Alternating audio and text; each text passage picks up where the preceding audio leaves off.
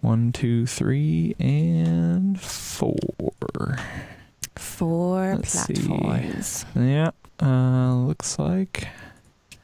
Do they really still call it Periscope? Hey, we're live on YouTube, on Twitter. I see. Yeah. It's funny because it's live on Twitter, but it's still Periscope, like a separate, app and separate URL. Interesting.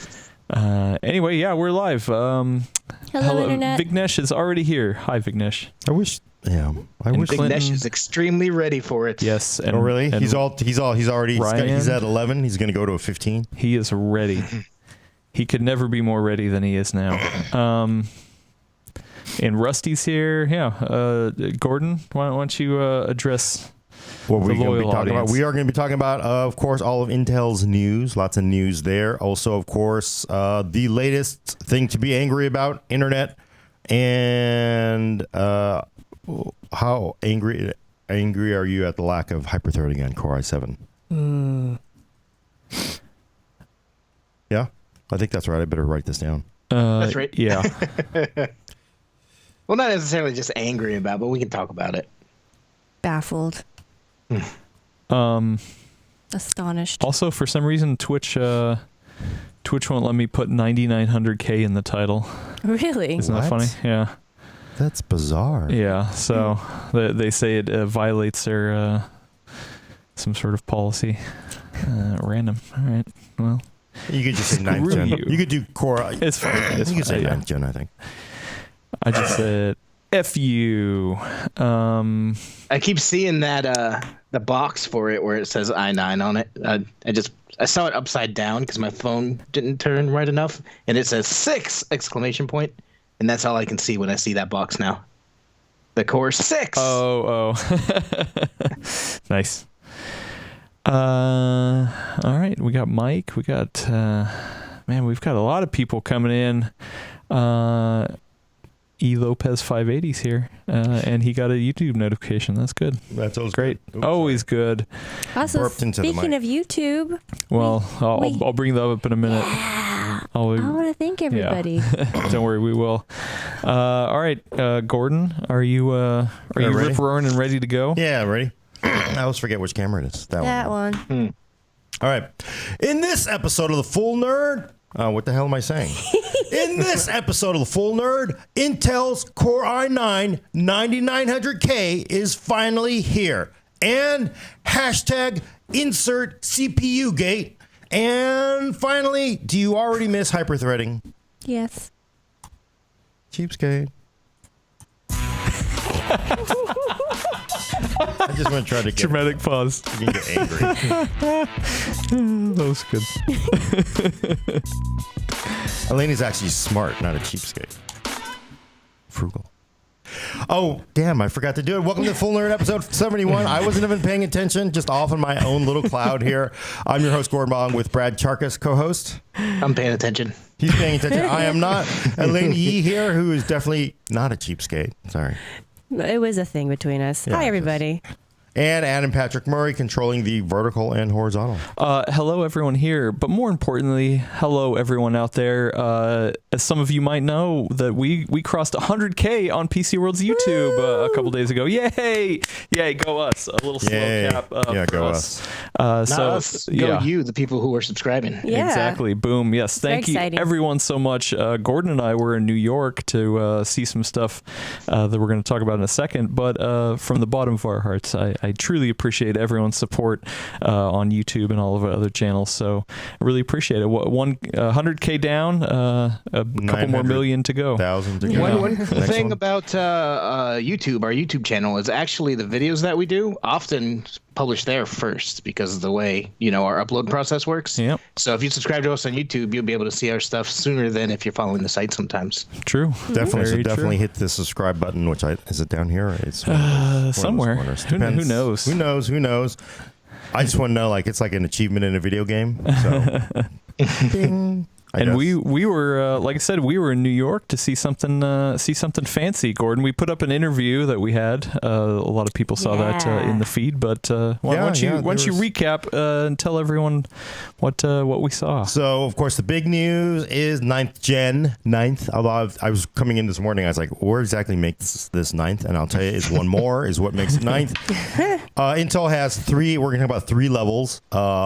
First, big news, of course, is like, hey, Xeon W3175X, he is here. This is the 28-core CPU that Intel showed off at Computex. Immediately got kicked in the teeth by some people over it, but it is here. Decently high clocks, 4.3, stupidly expensive probably when it launches, but we don't know the price. But the motherboard is bigger than this table. But I thought it was 5 gigahertz. Yeah, it's I think 4.3 is what they're saying on turbo. So no, yeah, Brad's just stirring the pot here. Brad is just throwing it at him. Yeah, I mean that was everybody who knows anything about computers immediately said when they heard the Intel news, 5 gigahertz. I remember it's like, wow, they got 5 gigahertz on one thread. They're like, what? All threads? It's like, oh, it's an overclocking demo, right? But they never said overclocking demo. They've always claimed that it's like, oh, we drop one word in an hour-long thing. You can believe it, you cannot believe it, but it's finally here. It's a Xeon, which is very interesting to me because I really thought it was going to be marketed under like Core i10, right? You know, like especially because it's overclockable and Xeons typically aren't, right? Right. Yep. And well, no, Xeons are unlocked because I mean, if you want to blow up your $5,000 CPU, Intel's like, do it all day. Just buy another one. We'll sell you another one. Just please do it. Please do it. They do lock they have locked the lower end ones over the years to prevent, budget buyers from taking advantage of those unlocked Xeons, but they go off and on their unlocks. Advantage, because when you pay that much, you're really taking advantage of somebody. It's a loophole, right? They want you to go buy a Core part. They don't want you to buy all the Xeons and like that of course is there. Also, Core X, all of those got a refresh. Big news is basically you take Skylake X, you put a solder thermal interface material on it, clocks it up a little higher, bam, replace the whole line up and down. No more Kaby Lake X. All of these are Skylake X, I believe, although I don't think they're officially calling that. So then, yeah. Kaby Lake X is gone. Bottom end There's no Core i5 Skylake X part anymore. There is no... a quiet end to a very quiet... part of the segment there. I think, of course, if you don't know the controversy, it was... These were Kaby Lake X parts, like a whole ton of the PCIe lanes weren't on these things. It just did not make a lot of sense to people. I think it was normal Intel where these parts were made for overclocking, right? Overclocking demos and overclocking races. But they couldn't market it as like only for overclocking racers, because it really is for somebody who wants to just run this thing on liquid nitrogen or liquid helium. That's the part I never understood. Why couldn't they? Because lawyers, and people got to understand. Oh man, we haven't gotten to the third thing yet. Intel's got lawyers everywhere. on this side and that side, and the minute anybody at Intel says something wrong publicly, there is a shareholder lawsuit launched immediately, because you think about it, Intel's got billions of dollars at stake. There's a reason why Apple never says anything either, because it's the same thing. Somebody says something wrong at Apple, shareholder lawsuit, or just a lot of harassment lawsuits. Just got all these deep pockets. I get that part, but I'm just not sure how that ties into saying that this part is probably best suited for this use case. Because even for overclocking and unlocked CPUs, there's no actual warranty, right? If you blow up your unlock K part, they don't have to replace it legally. Everybody knows if you blow your K part up, Intel 99.9% of the time replaces it. But if they were to say, they can't even say this. They say, oh, well, we should buy the overclocking insurance. And it's just that sort of weird tension that they have a lot of liability. So they can't say anything because you've got, all right. You got lawyers everywhere. People don't really understand this. You got the deep pockets of Apple and Intel and Google and all these companies. You got people just willing to see you left and right. So, but the star of the show is the 9th. I just realized I missed an opportunity here. Is the 9th gen Core i9-9900K, which they should have just went all 9s. 9th gen Core i9-9999K, right? Yeah, why not? Just like, just keep being the 9, right? Because it's just right. So that's the big deal. 8 threads, hyperthreading, so 816 threads. Of course, the disappointing part is price, right? I think we all were guessing at the price. Well, actually, I have the prices right here on a little note. I didn't have them in New York with me, so do we want to go over that? I think it's interesting where that price fell because it means none of us got it right. On the street, it's actually $550. Well, 530. Yeah, because on my piece of paper here, Chicken Scratch, Brad, the same as last year, 500. Gordon said same as last year, 500. Elena said 9,700K, 350. And then I said a $20 increase, so 520. So I'm really closest to winner again. Well, but actually, you get to come down for the price is right. Trade price. But the actual street price, I mean, the actual tray, 1,000. If you buy 1,000, I'm kidding. Typically, though, well, in the old days, like 5 years ago, street prices would come down to the tray price, which is $488. It has not been that way in a long time, so $488 for these parts, and I guess that's competition at work there, right? Trade price, by the way, means if you buy 1,000 of them. So if Dell wants to buy 1,000 of them, they'll pay $488 a piece. But if you want to go buy one today, ish, that's the idea. It's a volume. But if you want to go buy one today across the internet, it's pretty much universally $530. I've seen as high as $580 on Newegg. Right. Yikes. Yeah. That is a markup. See, I was just thinking, like, what happened to? Does it? Again, 8 cores, and I'm going to base is 3.6 is never going to run at 3.6 unless you basically have a $10 heatsink and it's the hottest day of the year. Turbo, single core turbo is 5 gigahertz, 95 watt TDP, 16 megs of cache total, unlocked, of course, 40 PCIe lanes, dual channel. So it's everything everybody wanted, except at the price everybody wanted it. And this is kind of weird because I just think, you would think that competition would bring prices down, and I guess it has. Tomas on YouTube says there is no competition. Yeah. Well, I mean, yes and no. We'll have to see where the performance falls, because AMD's Ryzen 2nd Gen was real close to the 8700K in IPC. So right. I mean, and that they offer 8 cores and 16 threads for these days $300, so $200 something less than this 9900K. Oh my God, it's $300 with a decent heatsink. So it's really the value proposition's there. It's really interesting. They can almost because these aren't going to come with a heatsink. I mean, maybe it's the media, because I always sort of see, like, I see 8 cores, 8 threads, or 16 threads versus 8 cores, 16 threads, sort of the natural competitor. But their prices make them not the competitor. The 2700X really is going to compete with. Good Lord, it could compete. It's going to compete with the i5. Yeah, so there's actually 2 other 9th gen parts. There's an i7-9700K. We'll get into that later. 3.6 base, 4.9 turbo, 8 95 watt TDP, 374, and 9th gen i5-9600K, 3.7 base, 4.6 turbo, 6.6, 95 watt TDP, 262. I mean, damn. I mean, 2700X kind of competes with that i5. Because the thing is, wait, this is the tray price you just quoted, though, so you're probably going to see an uptick on that.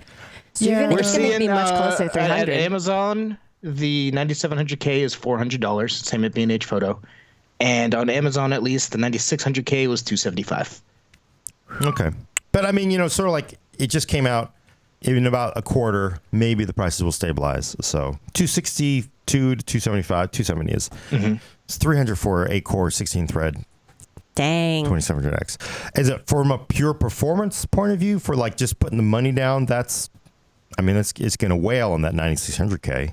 Well, they did have some demos at the event. What was it, running 2 games and streaming both of them all on one chip on the 9900K. Yeah. yes, that was actually pretty impressive. That's very similar to that Star Trek machine we did. They had an 18 core 7980XE with Linux, and then 4 Windows installs, and then 4 different GPUs, 4 different Quadros, because they were single slot, and then they could run 4 instances of Star Trek Bridge Commander, or whatever it is. I forget what it is. Bridge Crew. Bridge Crew, yeah, very similar. And you could play 4 Super cool. VR games at the same time. It was pretty cool. So they kind of did that when they played Fortnite and PUBG or something. Yeah, it was 2 games, two But those are 2 instances. Those are very resource intensive games, though. True. Yeah. Yeah, it's not like they were playing at 4K or anything. I mean, it's just a cool demo to show off the. Speaking of slots, somebody was asking about the PCIe lanes. Yeah. I'm sorry. Yeah. How many on the 40? 40. It's the same as all as it has been for a while. Although 40 is sort of a sleight of hand. That there's 16 on the CPU for graphics, and then there's like a 4 out to the PCH, and then Intel actually adds a bunch of PCI Gen 3 on the PCH. Another thing is a new chipset.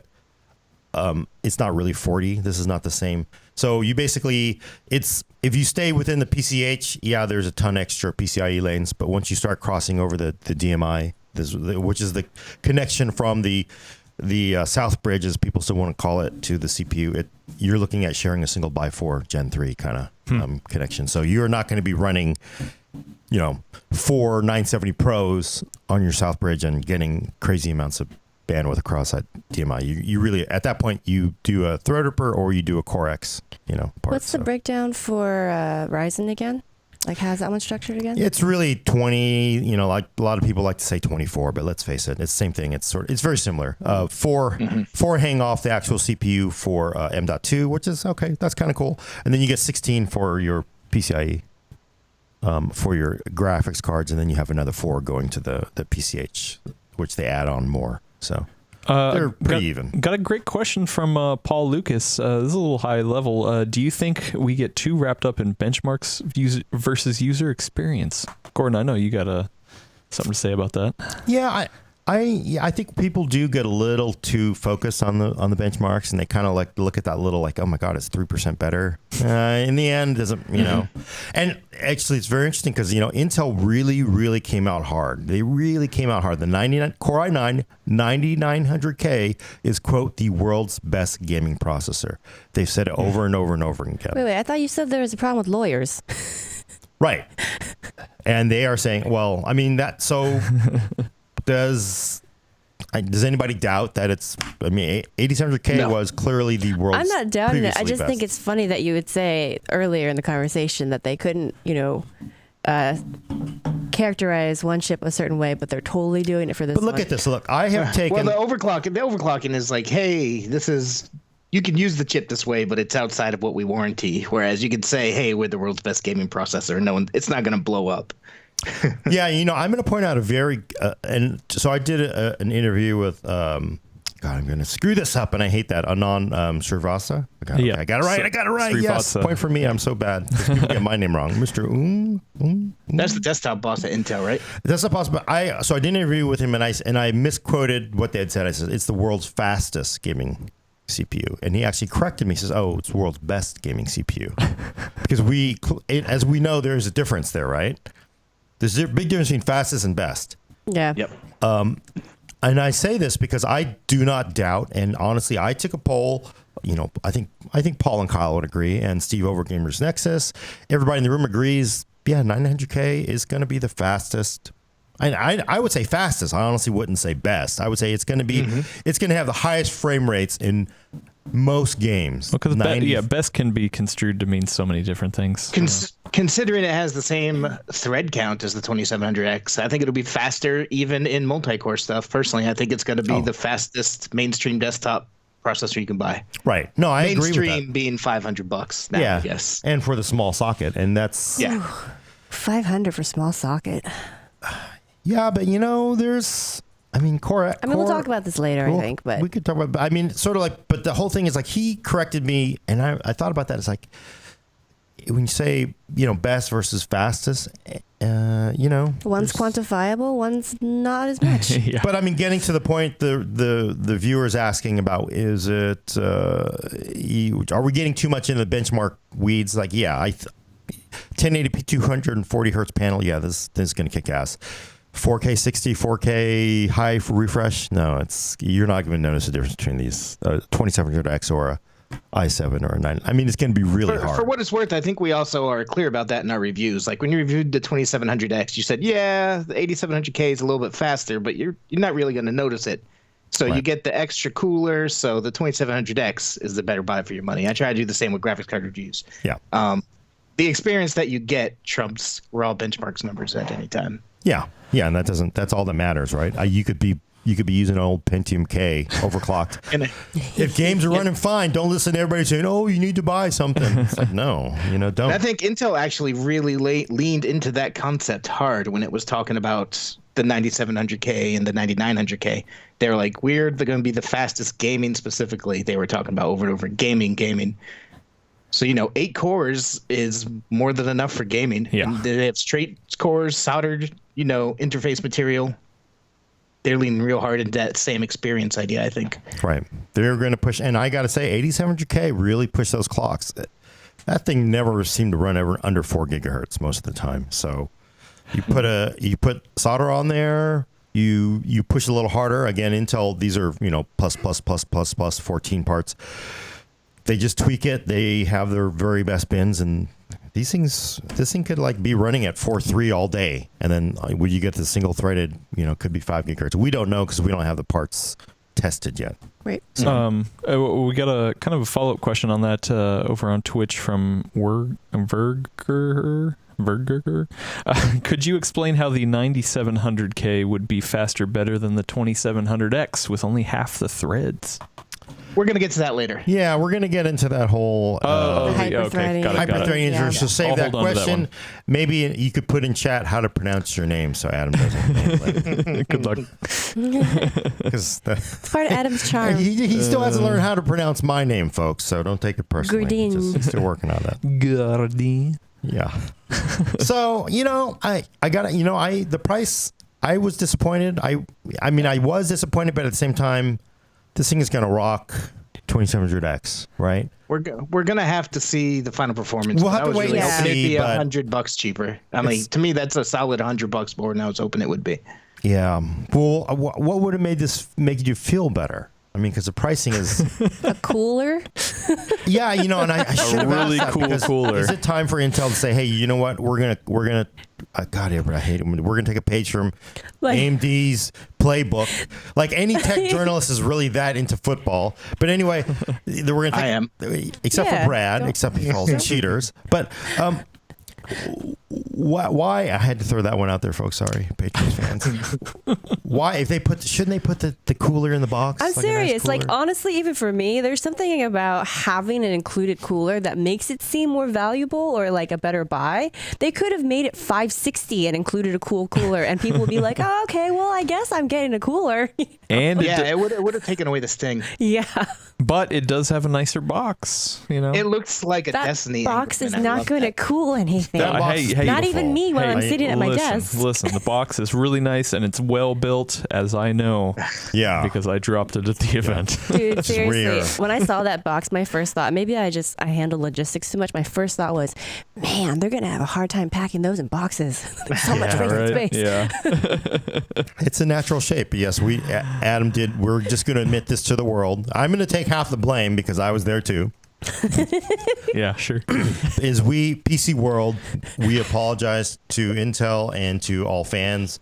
If you look at every single picture of the Core i9-9900K from New York City, it's the left side because the right side has a great big black eye from us dropping the box and cracking it. Well, if anybody took pictures and they actually had the crack, that's our fault. Well, listen. It's a plastic kind of thing, and then it had the packaging was like a kind of like a cardboard wrap around it, and it only attached with magnets. So when I went to grab it, I thought it was like etch or adhesive onto the thing. So when I went to grab it from the top, I only grabbed the paper. So the paper fell up, and and then the whole thing fell and just cracked open like an Easter egg. And I was just like, destroyed. Oh, sorry. Luckily, there wasn't a chip in there, so that now wasn't worse. But yeah, you've been cataloging everything you haven't dropped since then. I have, yeah. I've noticed. Yeah, because I went to the Google event the next day and I was like, I didn't drop a single thing there. That's good. That's good. The box is cool. I mean, I gotta admit, I know people are like, oh, it should come in a hemp lined box that I can then go to Whole Foods with. But if I'm buying a premium part and I want something on my shelf, that box is pretty cool. I like that box. I really like that box. It was nice, and it was well built. I mean, even though I dropped it, it was well built. But it does 100% look like a rare Destiny Engram, though. Hell yeah, does it? Yeah. I mean, a cooler. And the thing is, if you go out and you buy a $52 Celeron, you get a heatsink, right? Mm-hmm. But I think Intel's always sort of calculates like, look, we know 99% of people who buy these K parts, they go out and they buy a cooler, right? You're an enthusiast. I get it. We're just putting more into landfill at that point. I'm just saying though, like there is something like it's not about what makes sense for what people actually do. It has to do with making people feel good about what they did, right? So that you bought this expensive component. And maybe you won't use that cooler, but you feel good that you got it.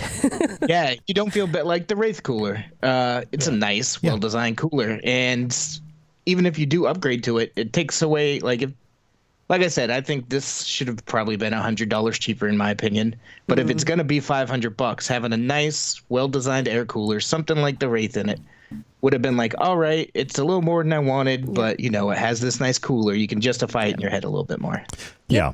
Because at least, if nothing else, if you don't use it for like day-to-day use, you always have it as a backup in case you need to troubleshoot down the road. Yeah. No, I mean, I could see that. Honestly, I could see like 2 SKUs. Box SKU and, with maybe one with the heat, or you can buy it with the heatsink, you pay whatever, $20 more. Well, that's crazy. They're going to push up to $5. But I just kind of like, it just kills me. Like, you're just kind of like,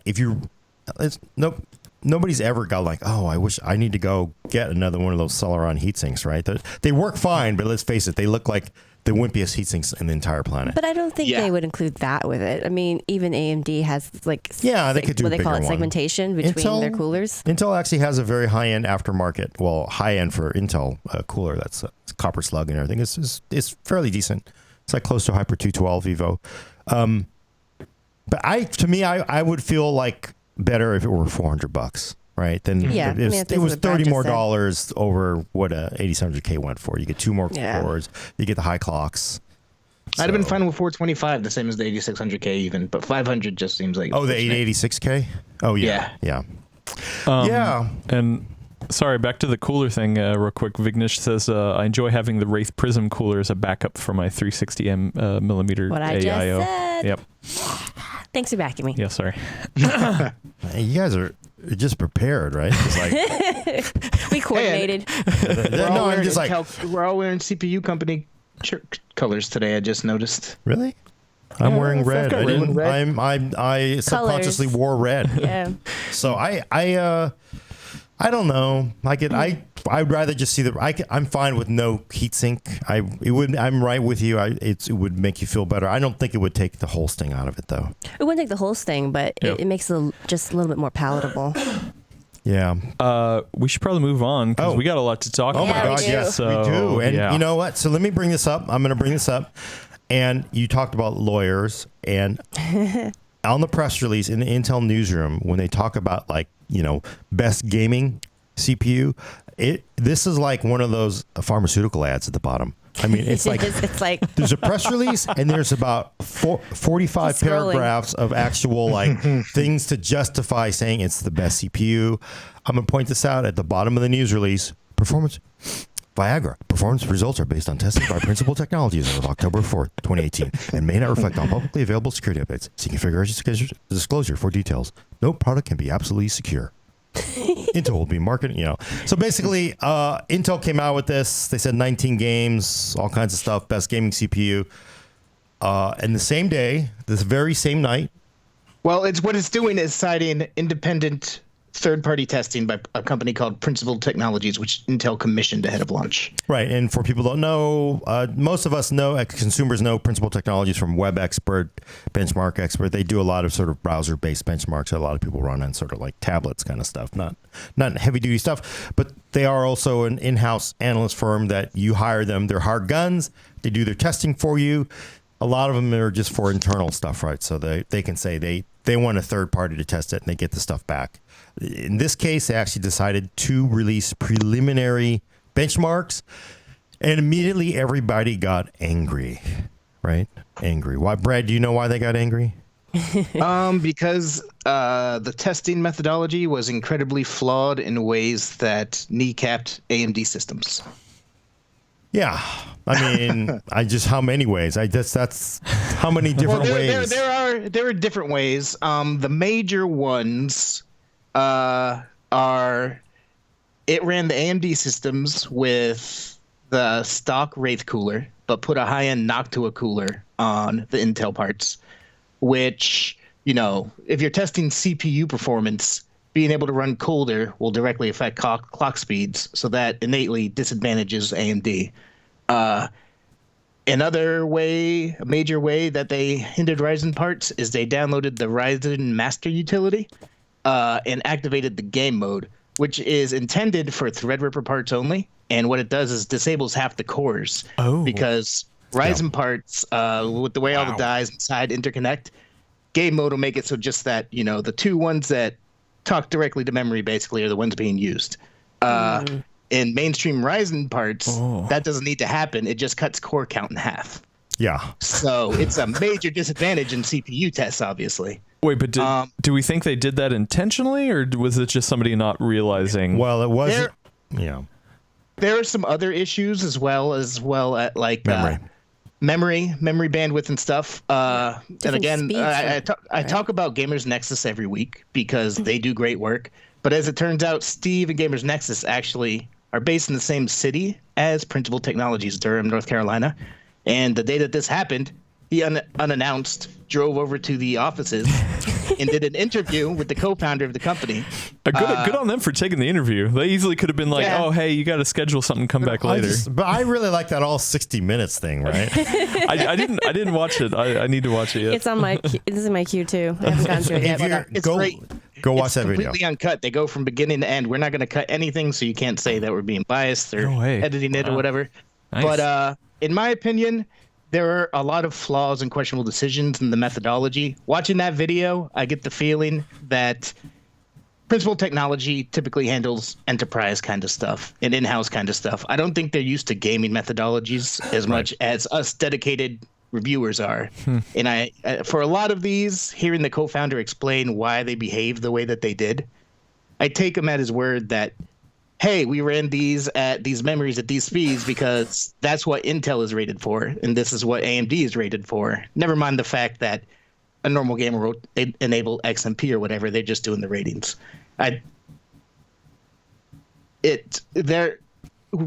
they did makes sense on the surface if you're not thinking deeply about how to make this a direct apples to apples comparison in a lot of ways. But regardless, it's very flawed methodology, and it makes AMD look like crap.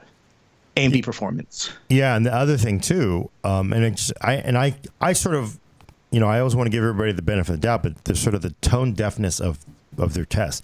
They tested strictly at 1080p resolution, which everybody knows. We already went through that gut punch when Ryzen 7 came out, right? Because Ryzen 7 was horrible at 1080p. Horrible. Well, here's the thing.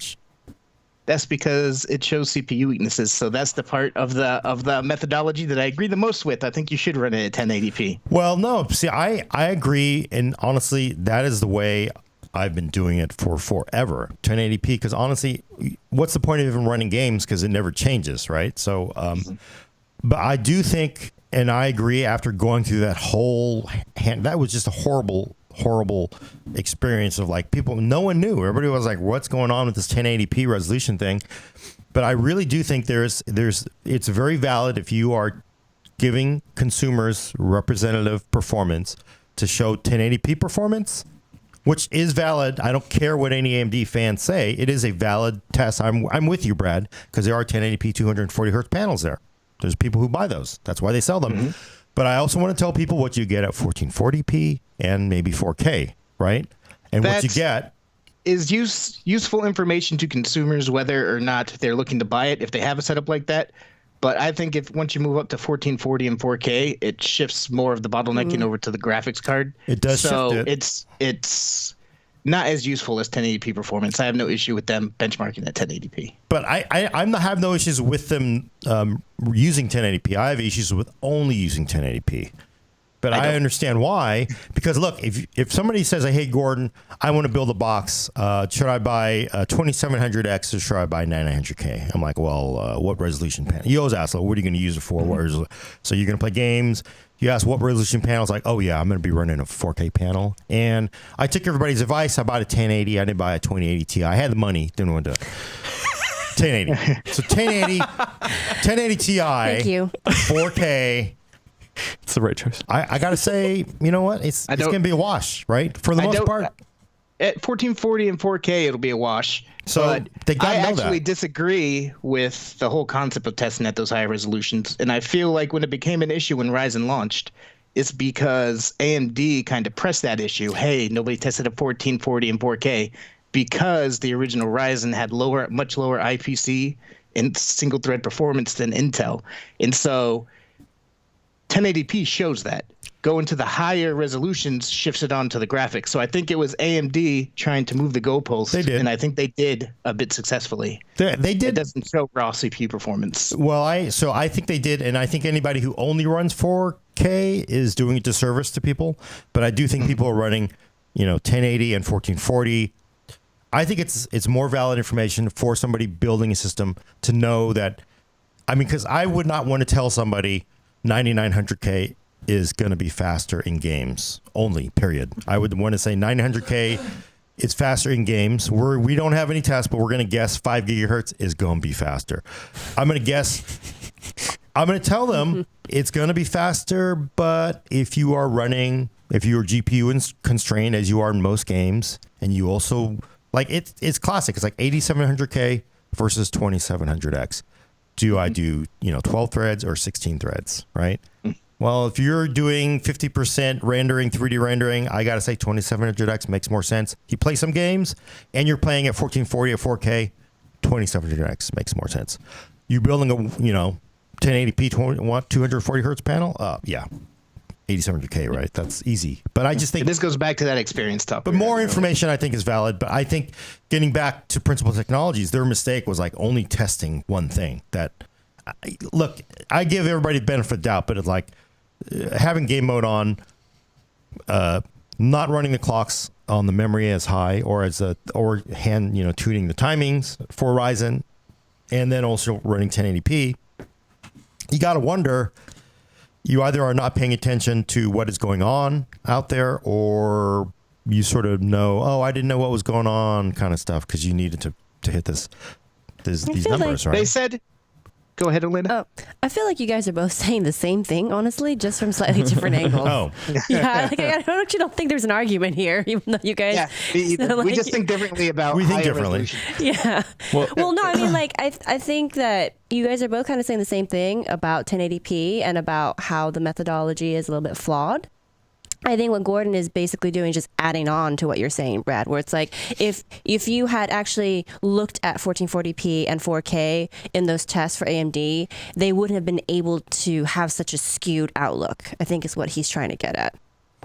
Yep. Not that you shouldn't test at 1080p. Elaine is also the argument counselor. If you have an argument on the internet, she'll come. I mean, I'm the surplus blue here, both so I saying you were first. And since the timestamp is the same, First. You're both first. But there's questions about the resolution testing, but the cooling and the game mode are inexcusable. They were saying they were trying to test the way that normal people would, so that's why they had the memory timings at the stock ratings, which again kind of makes sense, but doesn't make for an apples to apples comparison. Right. And then they put 64 gigabytes of RAM in that thing, Yeah. which is $700 something. No, they wanted to test it realistically. Okay, Brad, come on. See, I'm not sure.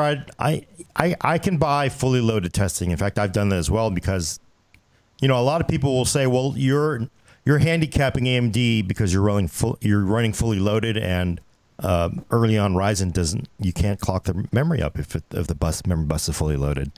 So what That's if on AMD? But what if I want to build a machine with 32 gigs of RAM? Yeah, and they're only 8 gig DIMMs, right? Then you're like, so I think, but you got to do both.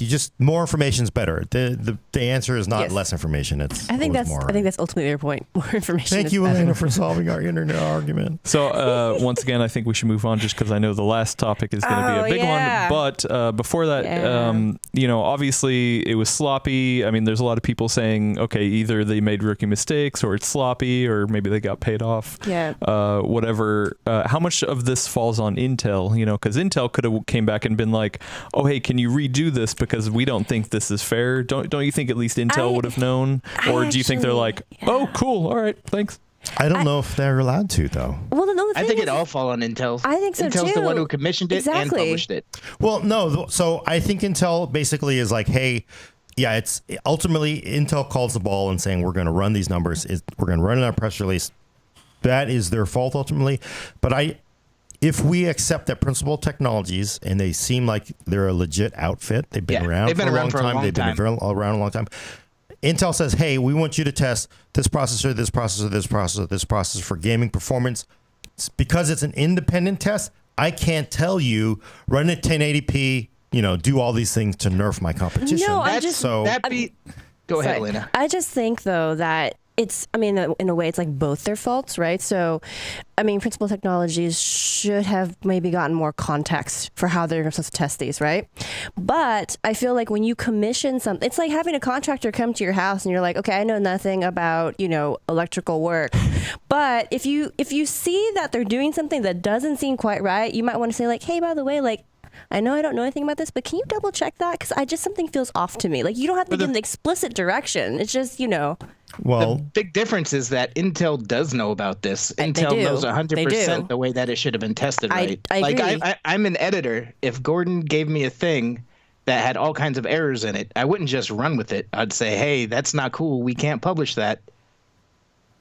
Do better, or we're just not going to publish it. Yeah, but I think that's the same. It's somewhere between the two, right? I think it's more of like you agreed to take Gordon's column on as an independent thing, so you can't really touch it, but you can at least tell him like this isn't fit for publication. Brad does tell all the time. This was a good story, Brad.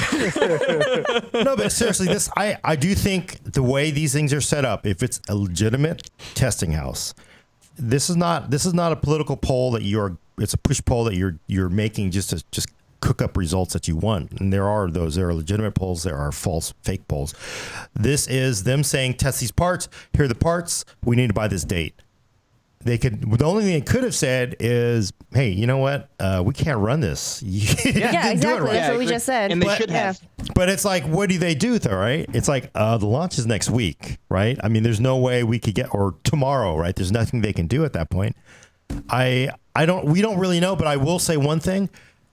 If this does blow up into, I swear to God, a shareholder lawsuit, right? Because if some lawyer for some investor that has $2.50 in Intel stock says, I want to sue them over this, they're going to sue Intel for any communications, and they're going to ask for, well, I want to see the specs of the tests you want them to run, and then they are then going to go to Principal Technologies. Bam, here's a subpoena. Give me all your communications. Give me the specs of what Intel wants you to run.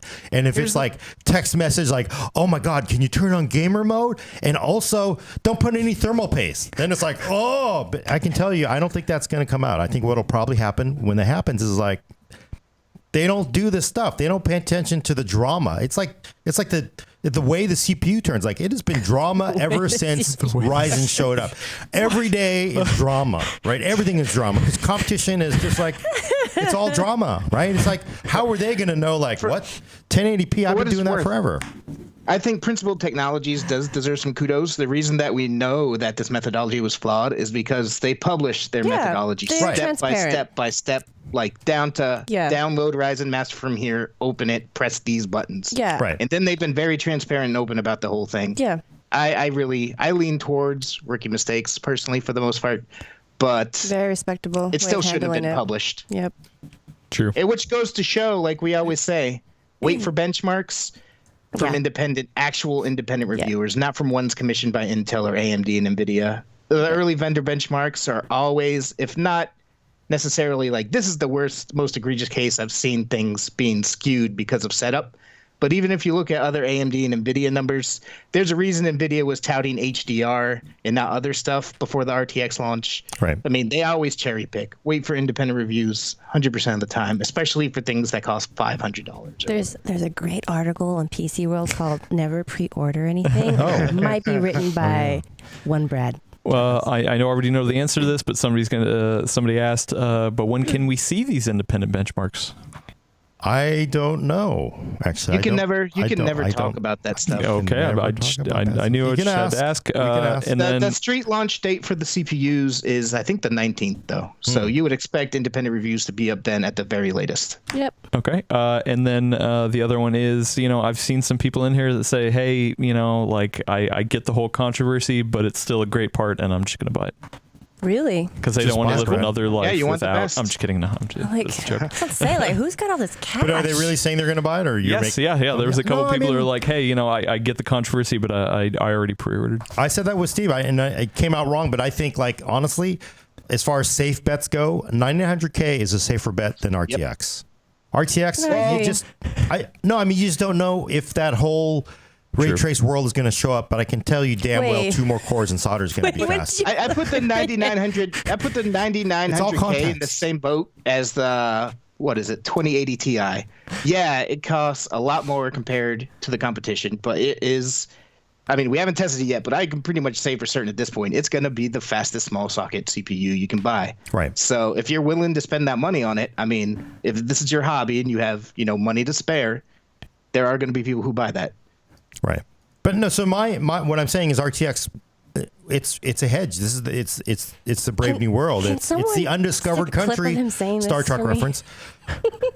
You just don't know. But I'm sure as hell not going to pay for full list price for a 2-year-old card. I don't care what anybody says.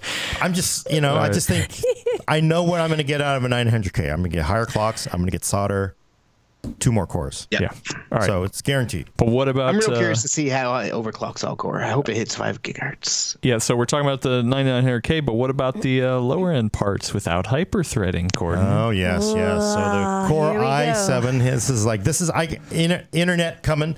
We're going to get past this benchmark controversy. We're going to get past. Then we're going to get to 9900K benchmarks. There will be controversy somewhere, some drama, and then the next drama will be this 9th gen Core i7 9700K, 8 right? 8 cores, no hyperthreading, $374.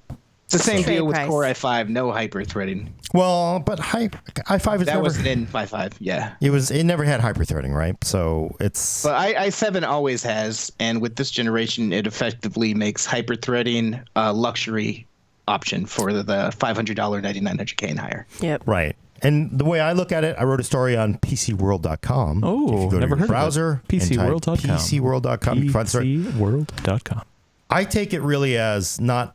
Everybody's getting all getting upset about loss of hyperthreading. It isn't really about loss of hyperthreading to me. It's about paying more or the same to get fewer threads. Because we've had Pentium with and without hyperthreading. We have had Atom with and without hyperthreading. AMD doesn't lower it. They just simply use it to do product segmentation so they can charge more or charge less. Right. I feel like that's kind of a fine-grained distinction that I'm not quite following. Well, because I think the problem with when you say there's no more people say there's no more hyperthreading. I think it's hard to process that. I think it's a lot easier for me to process. I got 12 threads with Core i7 8700K for $370. And now for 9th gen Core i7 9700K, which is 1,000 more because it's 1,000 more than 8700K, I'm getting 8 threads. for $400. So it's well, 374. Well, Yeah, no, 400. that's the tray price. You're right. It's So $400 $400. Basically, 400. I used to get 12 threads. Now I'm getting 8 threads. Sure, it's Actually, 2 more wasn't real it cores. less than that for 12 threads? Well, right now it's 400 plus. Yeah. 8700K is it's skyrocketed. The price has gone up. It has skyrocketed.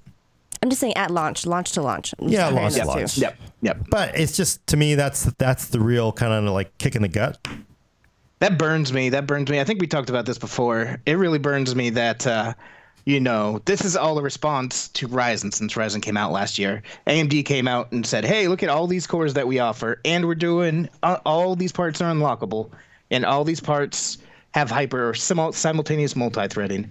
Intel's really been struggling with it on how to, because they have such a more complicated product stack from bottom to top.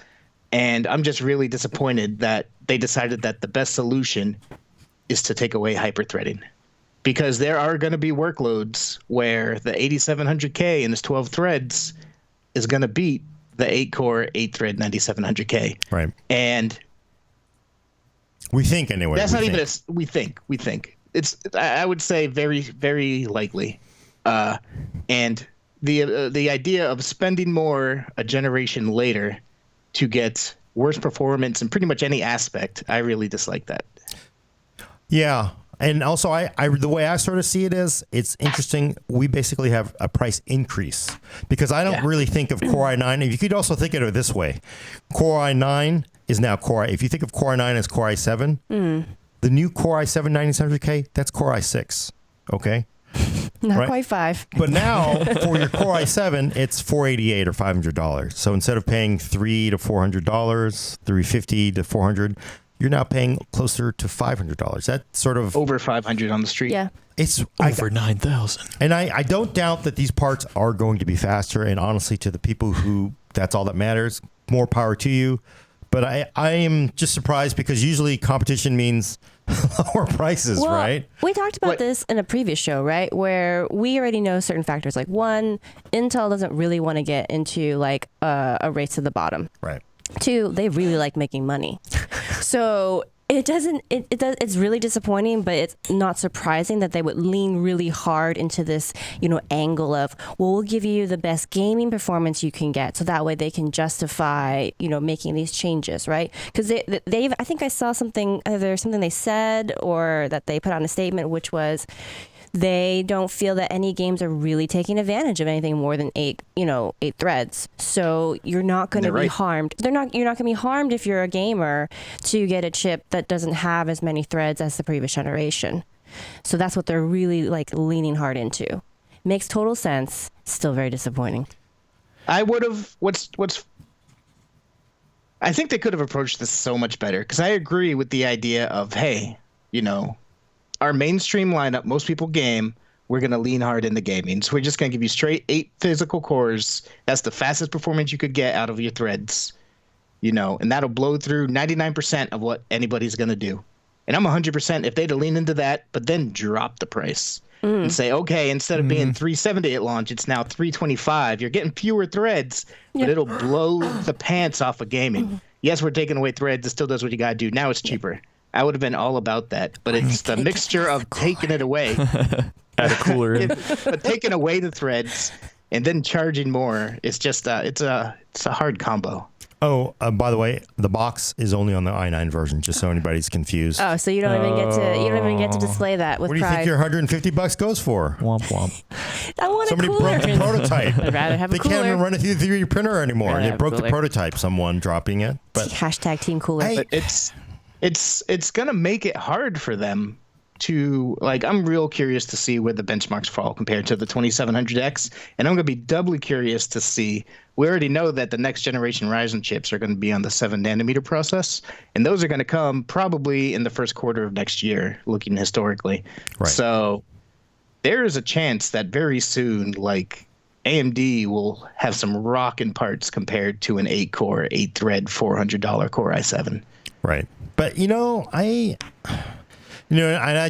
really do think there are going to be, there are going to be a few multi-threaded benchmarks like you. 8700K is going to rock 9700K's world.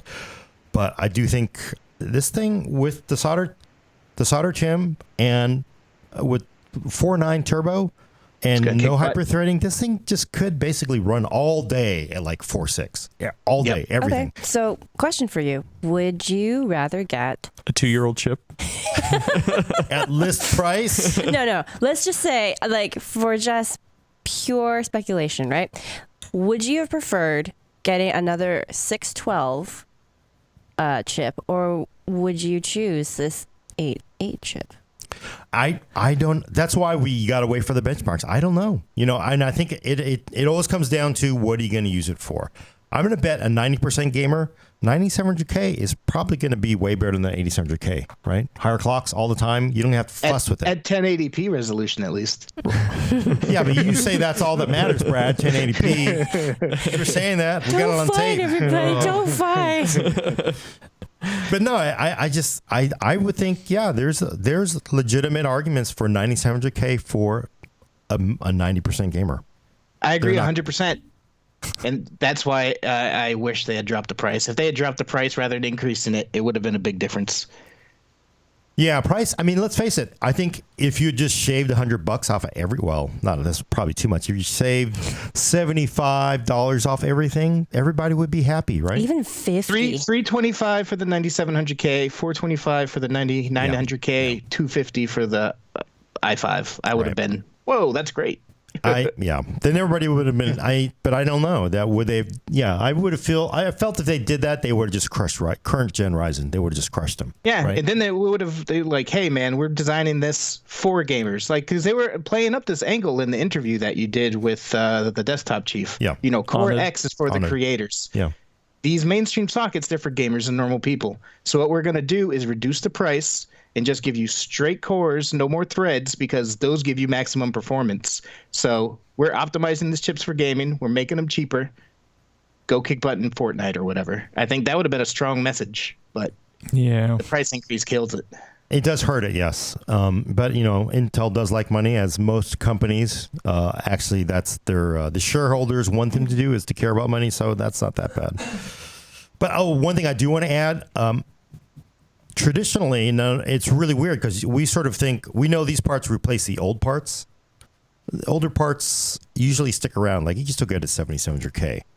Oh, can you these days? You still can. So. But the question is, but it's still list price. It's still list price. It is highly controlled. So you would be paying the same whatever price you've been paying. I think though. So I think if you do want a 612 option, 8700K will be there. I think. But what'll be interesting with this generation is because when 8700K came out, nobody wanted a 7700K. When 7700K came out, nobody wanted a 6700K. 9700K to 8700K, some people are going to go, I want 12 threads, same price. I'll be interested to see if those 8700Ks that are just kind of sitting around and you're collecting dust may vanish, Right. Yep. The prices have been going up, you said? So that also could play a role in the decision too, though. Right. I think it's interesting, again, referencing the interview that you had with Intel's, I'm not even going to try to say his name, but the desktop chief. You should go check it out if you haven't yet. It's an awesome interview. He mentioned that the 8700K demand exceeded expectations. It's been flying off the shelves. That's because the 7700K was 4 cores, 8 threads. 8700K boosted that to 6 cores, 12 threads. It's a huge improvement over its predecessor. Now we're moving to the 9700K, and it goes right back to the 8 threads that the 7700K had, which is kind of a bummer. But pure. Pure core. Still. And high clock. Also, the wild card is the high clocks, right? Yep. This thing really, with the solder, this thing could just, I'm serious. It could be a beast. All cores could sit around at 4.4, right? And that'd be just a smoking part. So I don't know. I expect these to be excellent gaming chips. At premium gaming chips. So yeah. Although so like that's the thing. People got to realize Intel is still 80% of desktops, if not more. Right? I mean, you count everything up, they're more, but they sell a ton more CPUs than AMD.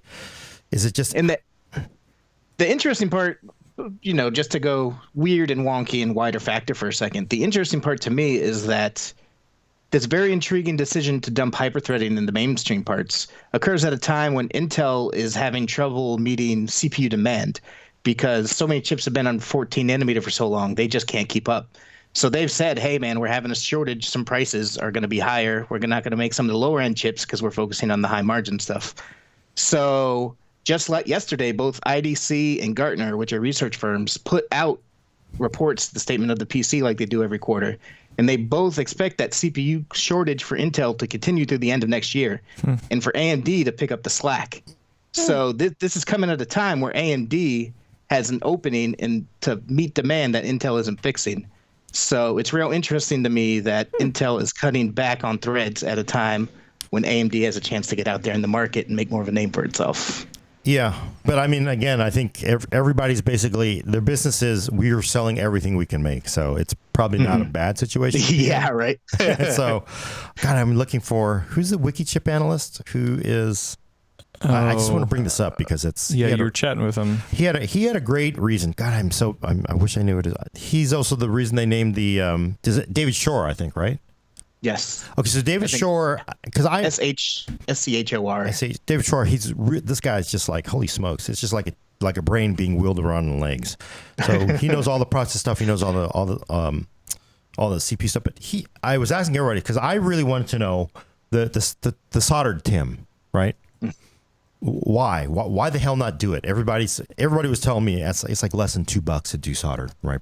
Who knows, right? So, and he had a really good point, David Shore at Wikichip, super smart guy. He's like, he thinks what happened is, Intel has been using paste TIM this whole time because they could. I mean, who cares? What are you going to buy? Didn't really matter anyway, right? Their roadmap was to be at 10 nanometer already. They didn't really need to pull in a solder TIM, but they just needed one more lever, right? Mm-hmm. So the solder TIM is the reason he thinks why everything is now soldered, because it's just one more plus. So you get one more boost in there. It's going to legitimately make it faster. And actually, it's probably that actually makes the most sense of all the people I've asked. I mean, definitely it's super cheap to do it. The question is why not, why now? And that makes a hell of a lot of sense to me. Yep. I agree. That makes a lot of sense. Yeah. And I think people dump on Intel for being on 14 nanometer so long. And, they have had some serious roadblocks with 10 nanometer. But I think we're seeing with this, with the higher clock speeds, with the soldered TIM, all this stuff is showing just how finely tuned they can make this process that they devote so many years to going with it. Right. I mean, it's just amazing how far they've come with 14 nanometer. So, but it's, 7 up against 7 nanometer Ryzen. I don't know. We'll see. Right. We shall see. Are we out of time, Adam, or should we got any questions? Yeah, we've got some questions. So if you want your question asked, and it can be random or on topic, definitely at PCWorld so I can see it, because we got a lot of chat going on. So the first one is from Twitch. He asked it a while ago, so I wanted to follow it up here. On PC Part Picker, there's a limited amount of RAM compatibility with the Z390 Aorus Ultra. Please explain. I have no idea. I don't know why. It's really it's not really has nothing to do with this. Well, unless they screwed up on the trace layouts. But I'm going to guess that PC Part Picker doesn't actually go in and check that, because it's a huge database. I'm going to guess they're just going off what's been validated by Gigabyte on that board, and they probably haven't validated everything for that board yet. So you can say that. Remember, folks, memory controllers in the CPU. So the memory controller is, I'm going to guess it's a clone from 8700K. Doesn't really change much. Might go a little higher. The only thing that could affect that is, oh God, we screwed up some traces on the board going to the DIMM slots. So okay. On YouTube, Timothy asked earlier, at what point is hyperthreading pointless for gaming?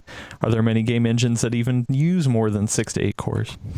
I was just actually this morning reading a performance analysis by Keith May, an awesome U.S. hardware editor for WCCF Tech, which I'm down on their rumors, but Keith May does great work. And he did a performance analysis of the new Assassin's Creed Odyssey, both CPU and GPU. And it actually, the more threads that you throw at it, it'll take them all. Really? More performance. Yep. Which Abe's Odyssey?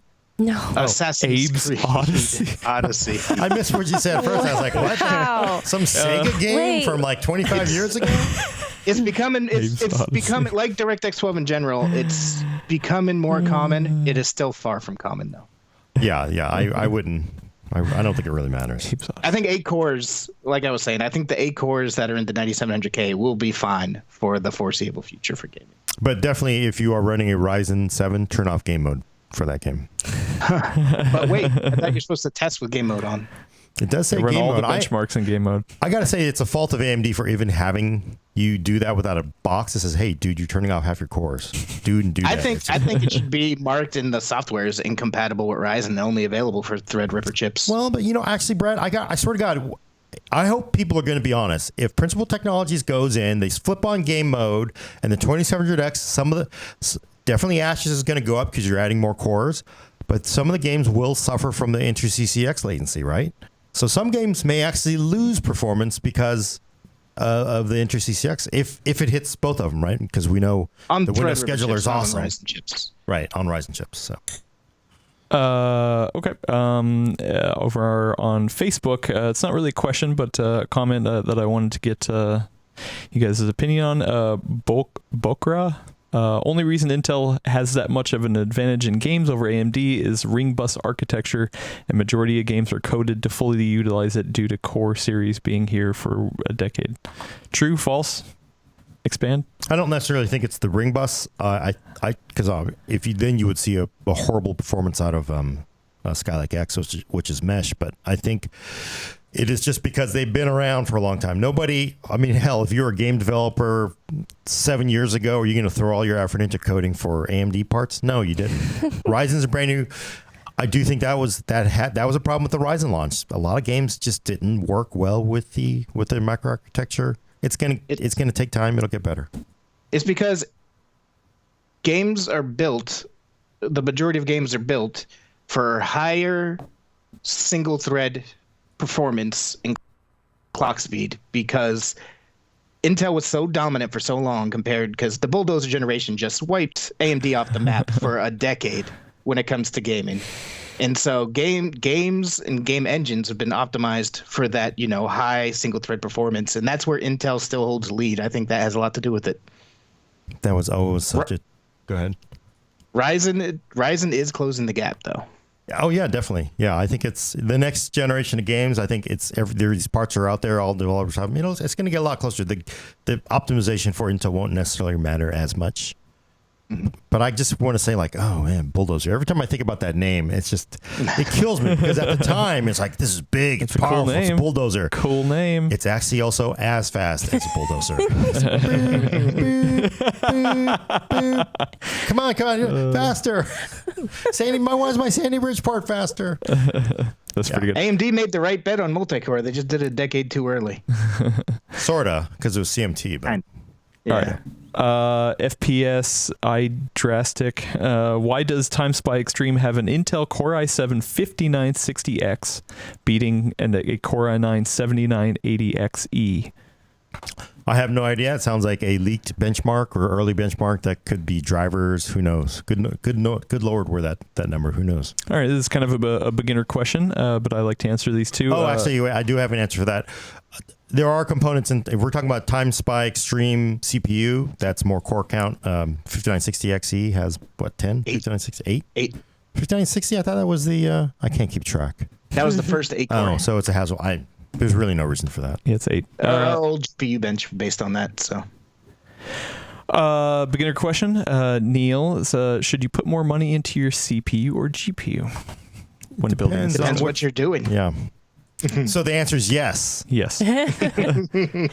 Just throw a couple of use cases out there. Use case. I'm gonna go first, right? Because I got the mic. It's louder.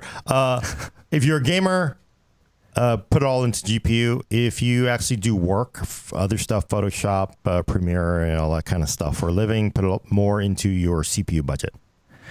Okay. If you're a gamer, get a Core i5 or Ryzen 5, and then toss as much money as you can at your graphics card. Yeah. Cool. Poll Smasher on YouTube. How will the removal of hyperthreading affect mobile chips and laptops, notebooks? Yeah, look, again, it's all market segmentation. None of this directly maps over to what we're going to get in laptops. Who knows? Yep. It all, Intel, they've got these huge tables. They're like those, what are the insurance actuarians? They got to figure out where to slot stuff in versus AMD. we don't know what's going to happen on mobile. And it's a different world there because AMD doesn't exist. We don't know, but I would say I would be really disappointed if they scaled back again on the core thread counts because it was so exciting when they finally changed it. Yeah, they can't go back. The for what it's worth, though, like the gaming chips on mobile, the 8750H, I think it's called or whatnot, those only launched like a few months ago. So I wouldn't expect to see 9th gen gaming chips and laptops anytime soon. Yeah, I wouldn't, but who knows, right? Because all it really is like backspace 9, right? That's all it is. There's really no difference. Okay, a couple from Twitch. Bastel, got it, boom. Yay. Will Gordon do a fair comparison test using stock coolers only? I want to see the performance of the 9900K with an Intel stock cooler. So there is no stock cooler. I am actually using an Intel stock cooler. So I thought about a lot of this because it's always, you try to balance this, but because I really do think 80 to 90% of people who are going to buy 2700X, they're going to run the cooler out of the box. So what I'm using is I'm going to use the BX15A or something like that. It's an Intel cooler. It just looks like a taller version of the stock cooler that you've seen many times before. I'm going to run that both on 8700K and 9700K. And they're both, and all the tests I've seen, Non-Tech did a test on it a few years ago, and it's basically slightly under a 212 Evo and actually slightly about even with a Wraith Prism, I think, or a Wraith cooler. Okay. So it's, I do understand. Go ahead. Which, again, going back to the Principal Technologies thing, if they had slapped a 212 Evo on the AMD, on the Intel parts, rather than a freaking $100 Noctua cooler, it would have been a lot less egregious. Yeah. Yeah, that's the weird part. And you got to wonder. But, again, to be fair to them, they tested 9 systems duplicated. So they had 2 2700Xs, 2 9900s, 2 of everything. They ran everything. All the parts were the same. They ran them all at the same time. Nobody runs pairs of systems to test. There's not going to be a single reviewer that's going to be running a pair of systems to test this. So it feels like in their heart they tried to do the right thing, but it clearly was not the right thing with the result, right? So yep. Okay, a couple more from Twitch. T-Swift, is Intel trying to make up for sales losses due to the coming loss of Apple's moving to in-house CPUs? I believe it when I see it. Mm-hmm. I would think because we're basically making everything up because the conversations that you're imagining right now in your head, viewer, those are that's like in a super compartmentalized room that's like soundproof and electronic proof. Apple and Intel are probably 2 of the most secure companies in the world. I don't think it's going to happen. That's ridiculous. I don't think Intel, if Intel, as all corporations can, if they can make a profit, they will make a profit. So it's a good chance right now they can make a profit. Okay. Yosha Matza, did the IPC change between Skylake to Coffee Lake, or was it just other improvements, chipsets, increased thermal headroom, allowing for higher overclocks? It's, for the most part, it's Skylake plus.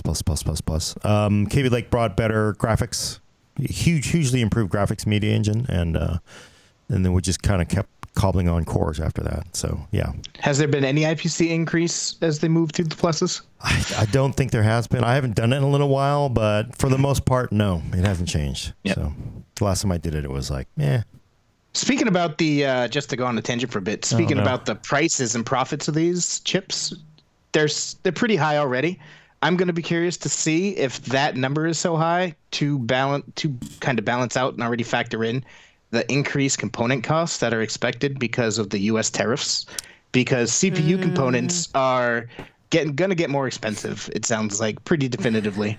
CPUs being one of them. And I'm curious to see if that number already bakes in that factor or if they're just going to go up more if that continues to happen. I doubt it. But my experience as being a consumer and always getting the shaft. Remember when they increased the prices of airfare for gasoline because during the fuel shortages? Yep. Did it ever come back? Did a bridge toll ever go down? No, it never does. So I don't think so. I think we're just going to get the shaft because we're meant to get the shaft. They should just call us the shaft. Okay. Family show, everybody. Yeah. Last one from DeBoss. Last one from Twitch. Are GPU prices going back up? Other YouTubers have said now is the time to buy GPUs while prices go up. GPU prices are also expected to go up because of the tariffs. At the moment, however, with the launch of the RTX lineup, the comparable parts, the GTX 1080 Ti and the GTX 1080, have actually creeped back up to MSRP. So they were selling for cheaper before. Now that the RTX is out, the last gen comparable GTX graphics cards cost more. But on the lower end of stuff, you can find dirt cheap Radeon RX 570s and 580s right now. If you can find a good deal on those, like we've been seeing $150 RX 570s with 3 free games. We've been seeing $180 RX 580 with 3 free games. If you see that and you need to upgrade your 1080p monitor game, boom, buy it right now. That's 8 gig for the 580? Oh, no, not that's 4 gig. But a 4 gig 580 will be totally fine for 1080p gaming. What are 1070, 1080 prices going for? He's been looking at more recent than I have. Yeah, they're coming down. You can find deals like that. It's not necessarily the stock price, but you can daily find deals for 4 gigabyte 580s for around $2 to $220. And we've been seeing pretty much constant RX 570 deals at $150 to $170, and that all includes AMD's 3 free games promotion through the end of November. I know nobody asked about this, but I'm also just going to say, in terms of things you should buy before they go back up in price, SSDs. Like, holy crap, everybody! If you need some kind of expansion on your space there, do it now. Doesn't matter form factor either, it seems like lately. Wow. So check this out. I just got to point this out. EVGA, we're not talking stock cards here. GeForce GTX 1060 6 gig card, $279 on Newegg. Yeah, 1060 prices haven't gone down. GTX 1060 hasn't. AMD prices have been going down. I guess I'm still used to like the shell shock of the the miners. But that's not these aren't bad, back to MSRP yet, though. What's MSRP on the 1060 is not lower than that. Yeah, it is. It's 260 was the launch price. A couple more questions, and then we got to get out of here. Yeah. Rusty is asking you, Brad, can you explain why you think that Zen 2 would come out first quarter 2019 instead of later? Because first gen Zen came out in March or April. Second gen Ryzen came out in March or April. I expect third gen to come out in March or April.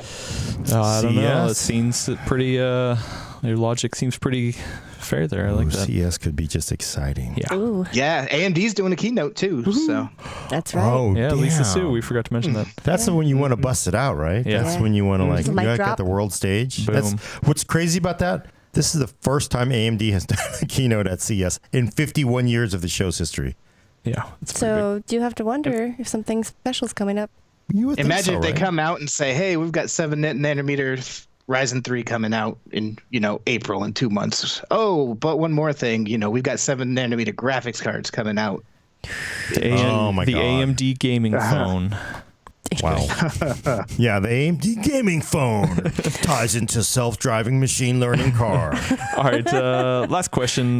Gordon, how was it getting to do some videos with Steve, Paul, and Kyle? They had some nice things to say on their live show about it. I didn't see that. Oh, it's always awesome. That's just, I love they're Paul. Cool guys. They're cool guys. They're They're guys. just it's just fun. It's just, we have a good time, right? It's just, Steve especially. Steve, I'm still trying to trigger Steve, trying to get him angry at me. I was thinking yesterday, I was like, oh man, at some point, eventually Steve will turn his ire at you. And I'm like, I need to think about what I'm going to say the day Steve at Gamers Nexus turns the attention on me. Like, oh yeah, that is so wrong, Gordon. Yeah.